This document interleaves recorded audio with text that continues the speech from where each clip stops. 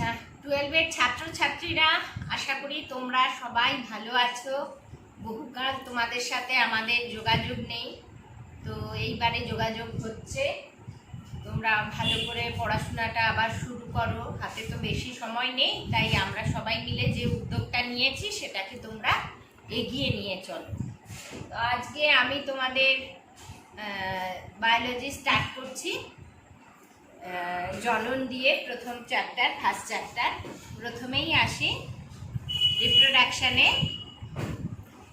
অযৌন জনন আসি। জনন জানো যে যৌন জনন, অযৌন জনন, অম্বজ জনন, এই 3 প্রকারের জনন আছে। তো প্রথমে আমরা শুরু করি অযৌন জনন।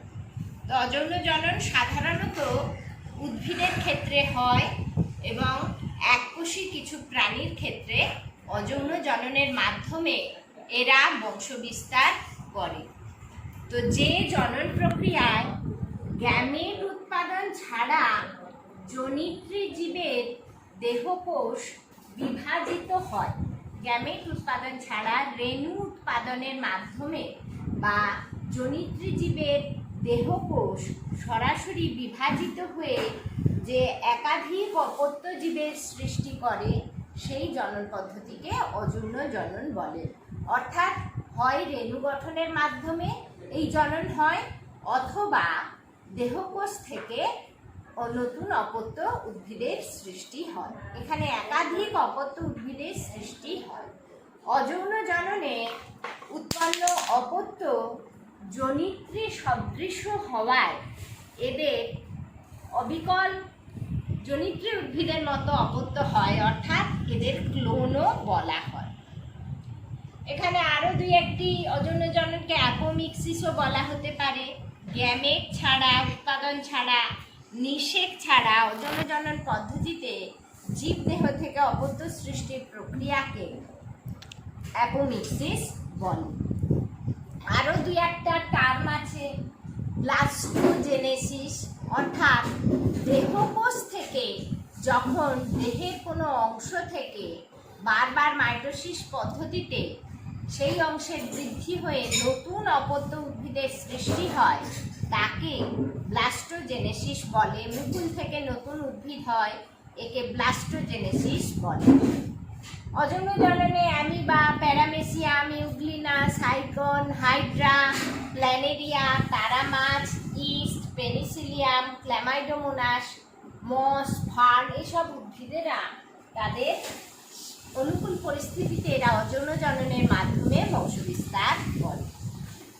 এবারে চলে আসছি তাহলে অযৌন জননের বৈশিষ্ট্য কি না, একমাত্র জনিত্রী জীব থেকে অপত্য জীব সৃষ্টি হয়, একটি মাত্র জীব থেকেই জননে, 2টি জীবের প্রয়োজন হয় না।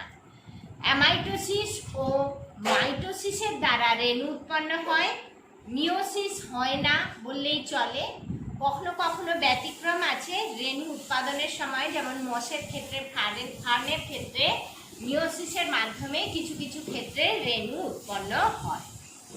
প্রত্যক্ষভাবে জীবদেহের কোনো অংশ বা রেণু উৎপাদনের দ্বারা এই জনন হয়। গ্যামেট উৎপন্ন হয় না, ফলে কি হয় না, গ্যামেট হয় না, নিষেক হয় না, ফলে মিওসিস পদ্ধতি এখানে কার্যকরী হয় না, ক্রসিং ওভার হয় না, নতুন বৈশিষ্ট্য এখানে সৃষ্টি হয় না। সুতরাং এই জননে, অভিব্যক্তিতে এই জননের গুরুত্ব নেই, এখানে কোনো নতুন বৈশিষ্ট্য আসে না বলে প্রকরণও হয় না। তো এই অযৌন জননে উৎপন্ন জীবগুলি সম বৈশিষ্ট্য সম্পন্ন হয়, যাদের মাতৃকোষের মতো একদম বৈশিষ্ট্য সম্পন্ন হয়, অর্থাৎ এদের ক্লোন হয়। আর এই জননে যে জনুক্রম দেখা যায় না, অর্থাৎ জনুক্রম কি, হ্যাপ্লয়েড থেকে ডিপ্লয়েড, ডিপ্লয়েড থেকে হ্যাপ্লয়েড, এই যে আবর্তন, এই আবর্তনটা হয় না। রেণু সাধারণত হ্যাপ্লয়েড হয়ে থাকে। একটি জনিত্রী থেকে অধিক সংখ্যক অপত্য উৎপন্ন হওয়ায় প্রজাতির অস্তিত্ব রক্ষায় অযৌন জনন খুব সুবিধে। দায়ক উদ্ভিদের ক্ষেত্রে। একটি জীব থেকে অপত্য জীব সৃষ্টি হওয়ায় অপত্যগুলি হুবহু জনিত্র সদৃশ হয়, ফলে অপত্যগুলি জিনগতভাবে আকৃতিগতভাবে অবিকল কি হয়, মাতৃ উদ্ভিদের মতো হয়। অর্থাৎ জনিত্রীর সাথে অপত্যর কোনো রকমের ফারাক বা পার্থক্য হয় না। তো এই হচ্ছে অযৌন জননের বৈশিষ্ট্য। তো এরপরে আসছি অযৌন জননের প্রকারভেদ। অযৌন জনন কয় প্রকারের ও কি কি?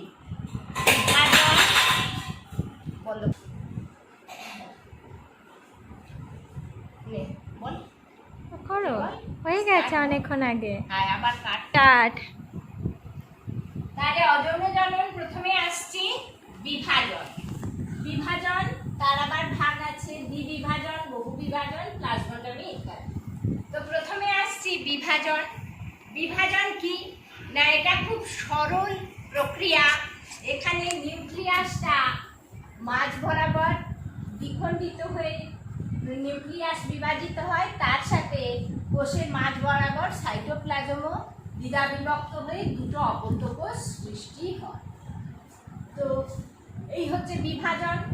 অ্যামিবাতে সরল দ্বিবিভাজন দেখা যায়, বাইনারি ফিশন। অ্যামিবার ক্ষেত্রে দেখো কোষটা, এই যে অ্যামিবা কোষ, এই কোষটা প্রথমে নিউক্লিয়াসটা একটু কাছে দে, নিউক্লিয়াসটা ডাম্বেল আকৃতি, অর্থাৎ যে ডাম্বেল হয় দু প্রান্ত খোলা মাঝখানটা সরু ধরার মতো, সেই নিউক্লিয়াসটা মাঝখানটা সরু দু প্রান্ত খোলা ডাম্বেল আকারের আকৃতি ধারণ করে। নিউক্লিয়াসটা কোষের মাঝ বরাবর আসে এবং কোষের সাইটোপ্লাজমটা মাঝ বরাবর খাঁজ সৃষ্টি হয় এবং সাইটোপ্লাজম নিউক্লিয়াস দ্বিধাবিভক্ত হয়ে যায় মাইটোসিস কোষ বিভাজনে, এবং সাইটোপ্লাজমও দ্বিধাবিভক্ত হয়ে দুটো অ্যামিবা কোষ, অপত্য কোষ তৈরি হয়। একে বলা হচ্ছে সরল দ্বিবিভাজন। এই দ্বিবিভাজন অনেক রকমের হয়, যেমন অনুদৈর্ঘ্য দ্বিবিভাজন। এটা ইউগ্লিনায় দেখতে পাওয়া যায়। ইউগ্লিনাতে ফ্লাজেলা যুক্ত এককোষী প্রাণী, ইউগ্লিনা জানো, ইউগ্লিনাতে ক্লোরোফিল কণা থাকে, ফটোসিনথেসিস করতে পারে। তো সেই কোষের মাঝ বরাবর নিউক্লিয়াসটা ওই একইভাবে দ্বিখণ্ডিত হয়ে যায়। প্রথমে শুরু হয় এর যে বেসাল বডি আছে, যেখান থেকে নিউক্লিয়াস, যেখান থেকে ফ্লাজেলা উৎপন্ন হচ্ছে, আগে ফ্লাজেলার বিভাজন ঘটে, দুটো ফ্লাজেলা সৃষ্টি হয়, তারপরে নিউক্লিয়াসের বিভাজন ঘটার পরে ধীরে ধীরে সাইটোপ্লাজমের মাঝ বরাবর লম্বালম্বী অনুদৈর্ঘ্য লম্বা লাইন বরাবর বিভাজিত হয়ে দুটো অপত্য কোষ তৈরি হয়। এটা ইউগ্লিনা। এরপরে আসছি আড়াআড়ি, ট্রান্সভার্স। এটা ছিল লঙ্গিচুডিনাল অনুদৈর্ঘ্য। এবারে আসছি ট্রান্সভার্স ফিশন বা অনুপ্রস্থ বিভাজন, আড়াআড়ি বিভাজন। এটা প্যারামেসিয়াম, প্ল্যানেরিয়া এইসব প্রাণীতে দেখা যায়। এই যে এই প্রাণীটা প্ল্যানেরিয়া প্রাণী, চ্যাপ্টা কৃমি। তো এই প্ল্যানেরিয়া কৃমি একটা, এই প্ল্যানেরিয়া মাঝ বরাবর কি হয়, খাঁজের সৃষ্টি হয় এবং এই সে খাঁজ ক্রমশ অন্তর্বর্তী হতে থাকে, দুটো খণ্ড হয়ে যায়, প্রতিটি খণ্ড থেকে নতুন প্ল্যানেরিয়া, অপত্য প্ল্যানেরিয়ার সৃষ্টি হয়। এখানে আসছি তোমার প্যারামেসিয়ামের ক্ষেত্রেও এই অনুপ্রস্থ বিভাজন হয়। প্যারামেসিয়ামে এই যে দেখতে পাচ্ছ প্যারামেসিয়াম, যার বাইরে প্রচুর পরিমাণে সূক্ষ্ম রোমের মতো সিলিয়া থাকে, সিলিয়া এদের গমনাঙ্গ। প্যারামেসিয়ামের বৈশিষ্ট্য হলো দুটো নিউক্লিয়াস থাকে, বাই নিউক্লিয়েটেড। এককোষী প্রাণী, একটা বড় নিউক্লিয়াস তাকে ম্যাক্রোনিউক্লিয়াস বলে, একটা ছোট নিউক্লিয়াস তাকে মাইক্রোনিউক্লিয়াস বলে। তো এই যখন বিভাজনের সময় পরিণত প্যারামেসিয়ামের বড় যে ম্যাক্রোনিউক্লিয়াসটি, তার অ্যামাইটোসিস পদ্ধতিতে বিভাজন হয়, মাইক্রোনিউক্লিয়াসটার মাইটোসিস পদ্ধতিতে বিভাজন হয়। আর তার সাথে সাথেই সাইটোপ্লাজমে কোষের মাঝখান বরাবর খাঁজের সৃষ্টি হয়, খাঁজগুলো অগ্রবর্তী হতে থাকে, মাঝখানে অনুপ্রস্থ প্রাচীর তৈরি হয়, হয়ে দুটো কোষকে আলাদা।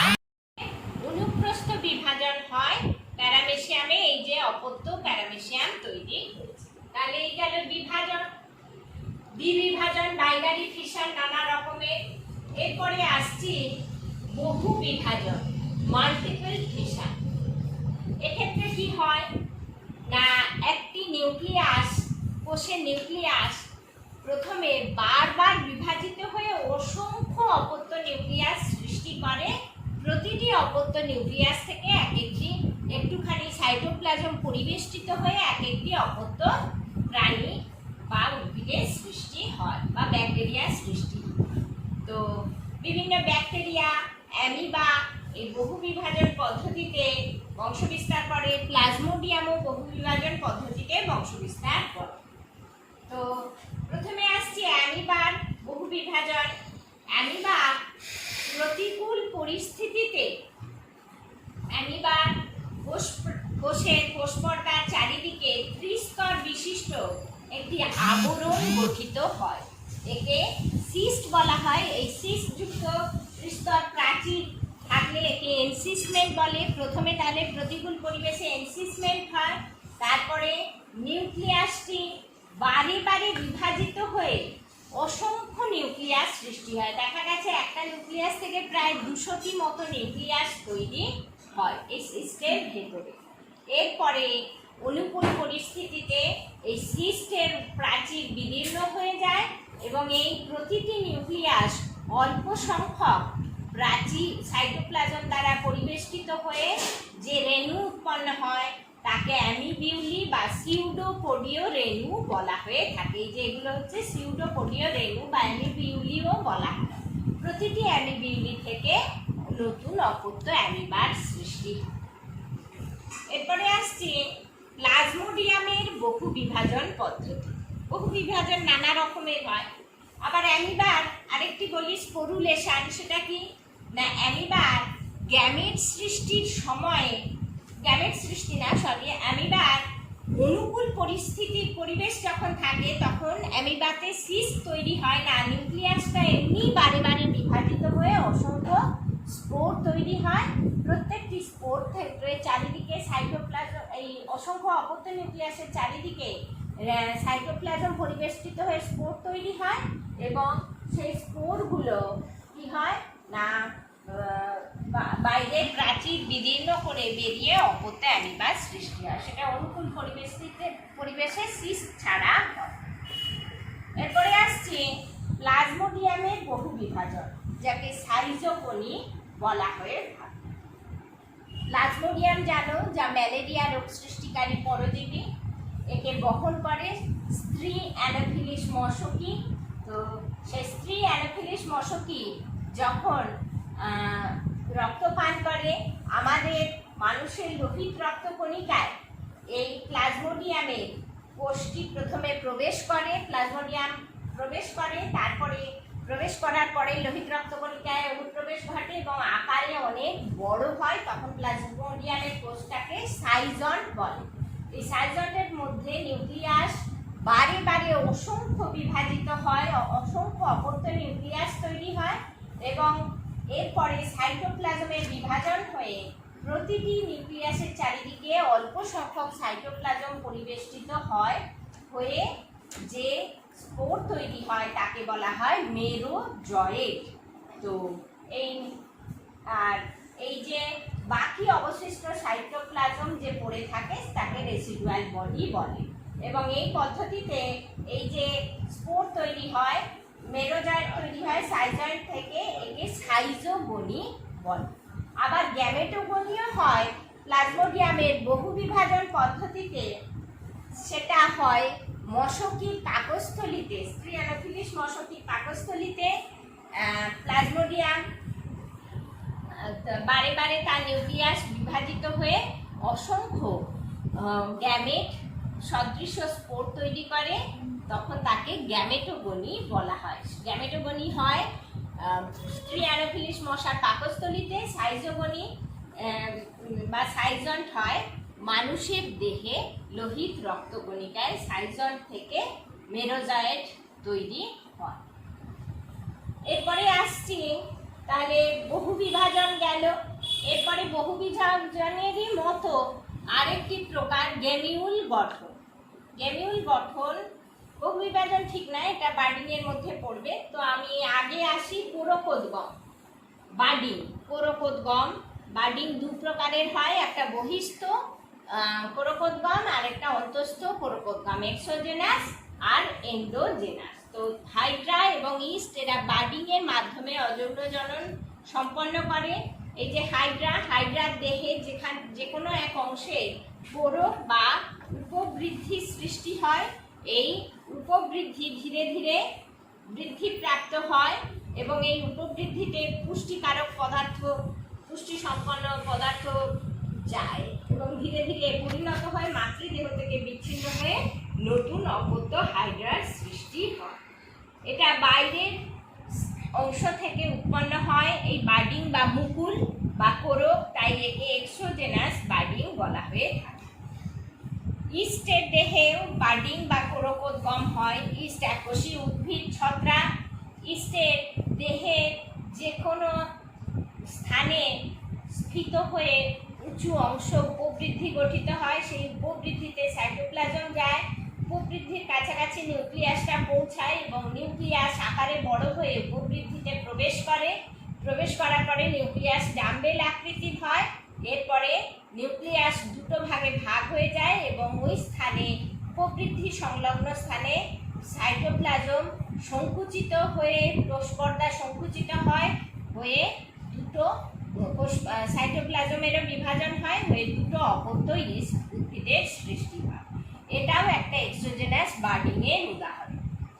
গেমিউল গঠন এটা অ্যাকচুয়ালি এন্ডোজেনাস বার্ডিং এরই একটা প্রকারের। এটা কোষের ভিতরে হয় তাই এন্ডোজেনাস, এগুলো কোষের বাইরে হয় তাই এটা এক্সোজেনাস। এই যে স্পঞ্জ, গেমিউল গঠন স্পঞ্জে দেখতে পাওয়া যায়, সাইক্লোন জিলাটিনোসামে দেখতে পাওয়া যায়। এর দেহের ভিতরে কোরক বা উপবৃদ্ধির সৃষ্টি হয় এবং সেই কোরকের মধ্যে অসংখ্য কোষগুচ্ছ বর্তমান থাকে। সেই কোষকে বলা হয়ে থাকে আর্কিওসাইট কোষ। আর কোরকের বাইরে অস্বচ্ছ কাঁটাযুক্ত স্তর থাকে, আর একে স্পিকিউল বলা হয়। এই শক্ত কাঁটাযুক্ত স্তর, একে স্পিকিউল বলা হয় কাঁটাগুলোকে। আর কোরকের যে কোনো এক স্থানে ছিদ্র থাকে, এই বার্ডিং এর মুখে ছিদ্র থাকে, ছিদ্রটা কোষপর্দা পর্যন্ত একদম বাইরে অবধি থাকে, একে মাইক্রোপাইল বলা হয়। এই আর্কিওসাইট কোষগুলো এই মাইক্রোপাইল দিয়ে পরিণত হলে বাইরে বেরিয়ে এসে প্রত্যেকটা আর্কিওসাইট কোষ থেকে এক একটা করে অপত্য স্পঞ্জ তৈরি হয়। আর এই যে অভ্যন্তরীণ এই যে উপবৃদ্ধি, একে গেমিউল বলা হয়ে। এরপরে আসছি গেমিউলের পরে খণ্ডীভবন। খণ্ডীভবন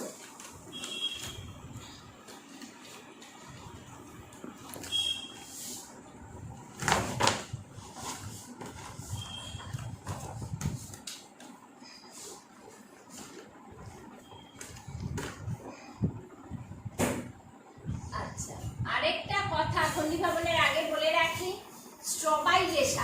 স্ট্রবাইলেশনও এক ধরনের কোরকোদ্গম। বারে বারে যদি একই স্থানে বারে বারে বার্ডিং হতে থাকে তখন তাকে অসংখ্য বার্ডিং পরপর হতে থাকলে তখন তাকে বলা হয় স্ট্রবাইলেশন। এও এক ধরনের কোরকোদ্গম বা বার্ডিং, উপবৃদ্ধি হতে থাকে। এটা দেখা যায় অরেলিয়া বা জেলিফিশ, অরেলিয়ার লার্ভা দশায় এইরকম বার্ডিং দেখতে পাওয়া যায়। এই যে দেখছো পরিণত অরেলিয়া, পরিণত মেডুসা দশা অরেলিয়া, তার থেকে এই যে এটা তৈরি হয়েছে, এটাকে বলা হয় স্ট্রবাইলা। তো এই স্ট্রবাইলা বারে বারে এখানে বার্ডিং হয়েছে, প্রচুর বার্ডিং হয়েছে, হয়ে অপরিণত লার্ভা তৈরি হয়েছে। প্রত্যেকটা এইরকম বার্ডিং থেকে এক একটা করে এই মেডুসা তৈরি হয় এবং অরেলিয়ার সৃষ্টি হয়। এরপরে আসছি খণ্ডী ভবন। খণ্ডী ভবন বুঝতেই পারছো, খণ্ড টুকরো হয়ে যায়, সেই টুকরো অংশ থেকে নতুন উদ্ভিদের সৃষ্টি হয়। এটা স্পাইরোগাইডায় দেখতে পাওয়া যায় খণ্ডী ভবন, প্ল্যানেরিয়াতেও দেখতে পাওয়া যায় খণ্ডী ভবন। এরকম কিছু কিছু প্রাণী উদ্ভিদ মিলে খণ্ডী ভবন দেখা যায়। তো স্পাইরোগাইডায়, এই যে স্পাইরোগাইডা এর ফিতাকৃতি, এর ক্লোরোপ্লাস্ট দেখে চেনা যায়। তো কোনো অংশ টুকরো হয়ে গেলে, মাতৃদেহ থেকে বিচ্ছিন্ন হয়ে গেলে প্রত্যেকটা অংশ থেকে এক একটা করে নতুন স্পাইরোগাইডা ফিলামেন্ট তৈরি হয়, জনিত্রী উদ্ভিদের মতোই তারা হয়। তো এরপরে আসছে পুনরুৎপাদন। এই কথার অর্থ হলো পুনরায় উৎপাদন। কোথাও কোনো প্রাণীর অংশ, এইটা প্ল্যানেরিয়া কৃমি, এটা একটা যকৃৎ কৃমি, প্ল্যানেরিয়াতে দেখা যায়। এই প্ল্যানেরিয়াতে বিভিন্ন অংশ, এরা মাটিতে থাকে, মাটিতে এর নিচের অংশ ঢুকে থাকলে প্রচণ্ড চাপের ফলে প্রাণীর বিভিন্ন অংশ বিচ্ছিন্ন হয়ে যায়। ফলে বিচ্ছিন্ন হয়ে গেলে প্রতিটা অংশ থেকে আবার নতুন করে প্ল্যানেরিয়া সৃষ্টি হওয়ার ক্ষমতা আছে। একে বলা হয় পুনরুৎপাদন, এটা প্ল্যানেরিয়ার বৈশিষ্ট্য। এরপরে আসছি রেণু উৎপাদন। এটাই শেষ ধরন, রেণু উৎপাদন। এবারে রেণু তাহলে কি না, রেণু হচ্ছে অযৌন জননের একক, যা হ্যাপ্লয়েড হয় এবং যা এককোষী হ্যাপ্লয়েড এবং পাতলা প্রাচীর বিশিষ্ট বা পাতলা প্রাচীরযুক্ত হতে পারে, সচল অথবা অচল। এই রেণু দু প্রকারের হয়। রেণুর দ্বারাই বেশিরভাগ উদ্ভিদ যৌন জনন সম্পন্ন করে। তো রেণু বিভিন্ন প্রকারের হয়। রেণুকে দুভাগে ভাগ করা যায়, চল রেণু বা জুস্পোর আর অচল রেণু বা অ্যাপ্লানোস্পোর। তো চল রেণু বা জুস্পোর কি না, যে রেণুতে ফ্লাজেলা বা গমনাঙ্গ আছে, চলতে পারে, জলে সাঁতার কাটতে পারে, তাকে চলরেণু বলা হয়। এই চলরেণু কোথায় দেখতে পাওয়া যায়? ক্ল্যামাইডোমোনাসে দেখতে পাওয়া যায়। আরও বিভিন্ন ফাইটোপথরা, ইনফেস্ট্যান্স, এসব ছত্রাকেও দেখতে পাওয়া যায়। তো এই যে যার মধ্যে এই রেণু যে কোষের মধ্যে তৈরি হয় তাকে জুস্পোরাঞ্জিয়াম বলা হয়। অনুকূল পরিবেশে জুস্পোরাঞ্জিয়াম বিদীর্ণ হলে ফ্লাজেলাযুক্ত সচল রেণুগুলো বিদীর্ণ হয়ে প্রত্যেকটা রেণু থেকে এক একটা করে নতুন অপত্য উদ্ভিদ বা প্রাণী জীবের সৃষ্টি। এই রেণুগুলো কিছুক্ষণ চলার পরে, জলে সাঁতার কাটার পরে কিছুক্ষণ চলার পরে ধীরে ধীরে এদের চলন ক্ষমতা নষ্ট হয়ে যায়। তারপরে এদের ফ্লাজেলা পরিত্যাগ করে এটা এদের অপত্য জীবে পরিণত হয়। এরপরে আসছে অচল রেণু বা অ্যাপ্লানোস্পোর। বিভিন্ন রকমের হয়, কনিডিয়া, স্পোরাঞ্জিওস্পোর, ওয়াইডিয়া, ক্ল্যামাইডোস্পোর ইত্যাদি বিভিন্ন রকমের। কনিডিয়া, এটা পেনিসিলিয়াম, রাইজোপাস এইসব ছত্রাকে দেখতে পাওয়া যায়। এই ছত্রাকে যে সূত্রাকার দেহ, তাকে মাইসেলিয়াম বলা হয়। কোনো কোনো মাইসেলিয়াম উল্লম্বভাবে উপরের দিকে উঠে পড়ে, উঠে শৃঙ্খলাকারে অসংখ্য এক্সোজেনাসলি বহির্জনিষ্ণুভাবে বাইরের কোষ থেকে অসংখ্য রেণু শৃঙ্খলাকারে উৎপন্ন করে। এক একটা রেণুকে বলা হয় কনিডিয়া। আর যে উল্লম্ব মাইসেলিয়াম উপরের দিকে উঠে এই কনিডিয়া সৃষ্টি করে তাকে কনিডিওফোর বলা হয়ে থাকে, যেমন কনিডিওফোর। এই কনিডিয়ার মাধ্যমে প্রত্যেকটা কনিডিয়া থেকে এক একটা নতুন পেনিসিলিয়াম উদ্ভিদের বা অপত্য উদ্ভিদের সৃষ্টি হয়। এরপরে আসছে স্পোরাঞ্জিওস্পোর। মিউকর এবং রাইজোপাসে দেখতে পাওয়া যায় স্পোরাঞ্জিওস্পোর, যা আমরা ব্ল্যাক মোল্ড বলি। পাউরুটি রেখে দিলে যে কালো রঙের আস্তরণ পড়ে কি বর্ষাকালে, তাকে মিউকর বলা হয়। রাইজোপাসও পড়ে ছাই ছাই রঙের। তো এদের দেহ মাইসেলিয়াম বা অনুসূত্র দ্বারা গঠিত। কিছু কিছু মাইসেলিয়াম উপরের দিকে উল্লম্ব হয়ে উঠে যায়, মাথাটা স্ফীত হয়ে যায়। এই স্ফীত উল্লম্ব অংশকে, এই দণ্ডকে বলা হয় স্পোরাঞ্জিওফোর। আর তার মাথার স্ফীত বলের মতো, বেলুনের মতো অংশকে স্পোরাঞ্জিয়াম বলা হয়। এই স্পোরাঞ্জিয়ামের মধ্যে অসংখ্য রেণু উৎপন্ন হয় মাইটোসিস প্রক্রিয়ায়, নিউক্লিয়াস বিভাজিত হয়ে। তো একে এই রেণুকে স্পোরাঞ্জিওস্পোর বলা হয়। প্রত্যেকটি রেণু থেকে এক একটি করে নতুন মিউকর অথবা রাইজোপাস এই ধরনের উদ্ভিদের সৃষ্টি হয়। এদের মূল থাকে না, মূলের পরিবর্তে রাইজয়েড থাকে জল শোষণের জন্য। এরপরে আসছি ওয়াইডিয়া। এটা রাইজোপাস, ট্রাইকোস্পোরন এই ধরনের ছত্রাকে দেখতে পাওয়া যায়। এর যে অনুসূত্র, কিছু কিছু অনুসূত্র উল্লম্বভাবে উঠে যায়, পাতলা প্রাচীরযুক্ত হয়। এই অনুসূত্রগুলো অনুভূমিক না থেকে যেগুলো উল্লম্বভাবে উঠে গিয়ে শাখা প্রশাখা যুক্ত হয়, প্রত্যেকটি শাখাকেই একটা শাখা, এই একটা শাখা, এগুলো শাখা থেকে নতুন করে এই রাইজোপাস এই শাখাকে ওয়াইডিয়া বলা হয়। এই ওয়াইডিয়াগুলো থেকে নতুন অপত্য উদ্ভিদ, অপত্য ছত্রাকের সৃষ্টি। ক্ল্যামাইডোস্পোর। ক্ল্যামাইডোস্পোর এটা তোমার এটাও রাইজোপাসে দেখতে পাওয়া যায়। এটা প্রতিকূল পরিবেশে খুব মাইসেলিয়ামের চারিদিকে এক একটি মাইসেলিয়ামে খুব পুরু প্রাচীর বেষ্টিত হয়ে যায় এবং প্রচুর খাদ্যবস্তু এর মধ্যে সঞ্চিত থাকে এক একটা কোষের মধ্যে। একে বলা হয়ে থাকে ক্ল্যামাইডোস্পোর। এই ক্ল্যামাইডোস্পোর প্রতিকূল পরিবেশ কেটে গেলে এরা কি করে, প্রত্যেকটি ক্ল্যামাইডোস্পোর থেকে এক একটা করে নতুন উদ্ভিদ, অপত্য উদ্ভিদের সৃষ্টি হয়। এই হচ্ছে বিভিন্ন ধরনের বললাম, বৈশিষ্ট্য বললাম। তো সেখান থেকে এবারে আরও কিছু এখানে জানতে হবে যে অযৌন জননকে কেন অমর বলা হয়, কেন অযৌন জননে জীবের মৃত্যু ঘটে না। না, অযৌন জননের ফলে অপত্য জীব সৃষ্টি হলে তারা পরিণত হয়ে আবার একই পদ্ধতির অনুসরণ করে।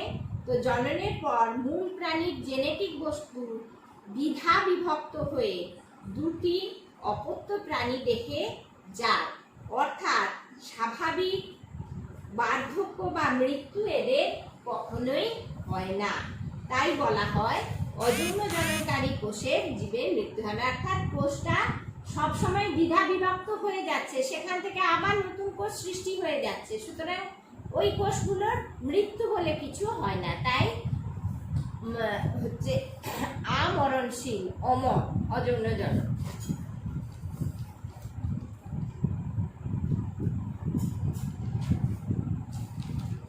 এই আরেকটা অনুপ্রস্থ অনুদৈর্ঘ্য বিভাজন বলেছি, ওখানে আরেকটা বলতে ভুলে গেছি, তির্যক বিভাজন হয়, আড়াআড়ি না হয়ে কিছুটা কোণাকুনি যদি হয়, বিভাজনটা দ্বিবিভাজনে কোণাকুনি অবলিকলি যদি হয় তাহলে তাকে তির্যক বিভাজন বলে। সেটা সেরাটিয়ামে দেখতে পাওয়া যায়। এই মোটামুটি হয়েছে। তো এই হয়েছে। আর এখানে অযৌন জননের সুবিধা একটু পড়ে নেবে। অযৌন জননের সুবিধা কি না, এই অযৌন জননে জনিত্রী উদ্ভিদের বৈশিষ্ট্য অপত্য উদ্ভিদে হুবহু আসে বলে একদম সদৃশ হয়, সুতরাং পিওরিটি ব্যাপারটা থাকে। আর কি না, খুব অল্প সময়ে অনেক অপত্য সৃষ্টি হয়। তো এগুলো হচ্ছে এর বৈশিষ্ট্য। আর অল্প সময়ের মধ্যে অনেক অপত্য সৃষ্টি হয়ে যায়। একটি জীব হলেই হয়ে যায়, দুটি জীবের দরকার নেই, ফলে এখানে শক্তির খরচ অনেক কম হয়। আর জীবগুলো মাতৃজীবের সমবৈশিষ্ট্য সম্পন্ন হয়, ক্লোন হয়ে যায়। এইগুলো হচ্ছে এর বৈশিষ্ট্য। আর এর অসুবিধা কি না, যেহেতু এখানে গ্যামেট উৎপন্ন হয় না, মিওসিস ঘটে না, ক্রসিং ওভার ঘটে না, নতুন বৈশিষ্ট্য সৃষ্টি হয় না, ফলে অভিব্যক্তি হয় না, প্রকরণ হয় না, অভিযোজন ঘটে না, ফলে পরিবর্তিত পরিবেশে এই জীবগুলো মানিয়ে চলতে পারে না, এদের অবলুপ্তি ঘটতে থাকে। তো এই হচ্ছে কিছু বৈশিষ্ট্য। ঠিক আছে, এটা ভালো করে শুনবে, বইটা ভালো করে পড়বে, তারপরে আমি এখান থেকে কোশ্চেন দেব নানা রকমের। ভালো থেকো সবাই।